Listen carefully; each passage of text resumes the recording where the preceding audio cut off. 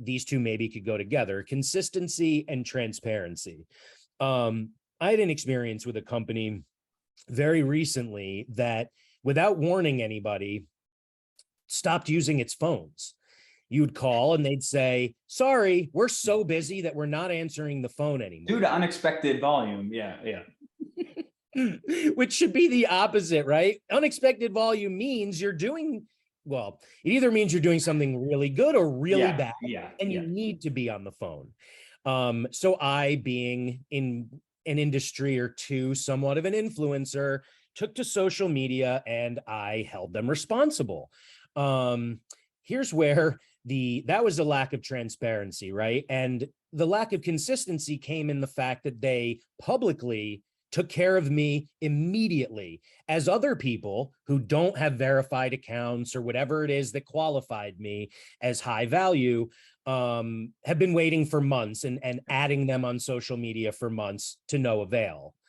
Also not good. It helped me. I had a fine customer experience once I went to social.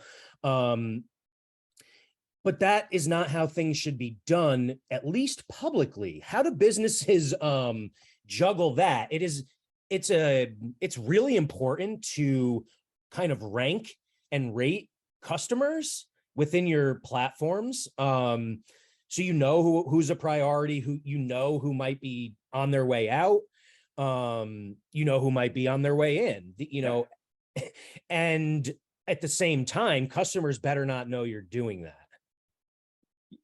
To the point about transparency, when you look at a lot of B2B SaaS tools and they're like, hey, paid support is included in this plan, or like you get web chat, you get a knowledge base. It is okay to give or not give, or to give more, so long as you are clear about that. I agree when it's opaque of like, well, they helped me, but like, why, right? Why me and not someone else, or why someone else and not me? I think the opacity there, that's just where it just doesn't feel good. It feels kind of yucky. And so from a consistency side, you just wonder, and it's not always malice. I think that's a misconception, is brands go, well, or people go, wow, the brand, responded to me on social right away, but ignored my emails or my phone calls. And honestly, sometimes from a customer experience standpoint, it might even just be two teams of agents and two separate contact centers that have no clue that you were angry over here, and they just solved your problem over here because they're nice people, right? And so there's a lot of time where it's ignorance, not malice, that makes the customer experience disjointed. And that's something that, as a consumer, again, we don't care. One of the things I learned from Dharmesh when I was at HubSpot was this idea of the customer code, and really not exposing or solving for systems, but solve for people.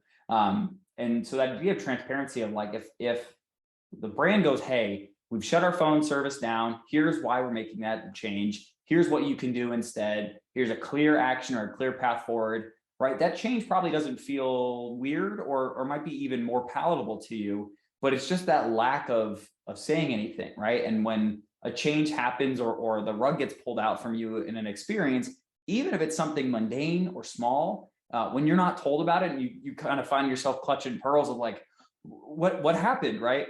It just magnifies anything that's going on. And brands certainly can do a great job at being transparent and consistent of, here's what's happening, here's why it's happening, and here's what you do next.